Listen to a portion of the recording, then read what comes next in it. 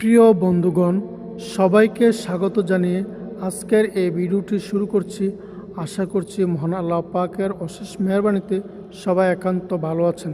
দর্শক, আজ আমি আপনাদের সম্মুখে অত্যন্ত সুন্দর এবং মনোরম পরিবেশে অবস্থিত একটি মসজিদের ভিডিও উপস্থাপন করছি।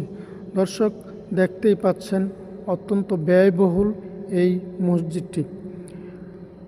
যারা এই মসজিদটি নির্মাণ করেছেন তারা মনের মাধুরী মিশিয়ে সুনিপুণ কার্যকারিতার সাথে এই মসজিদটি সম্পূর্ণ করেছেন।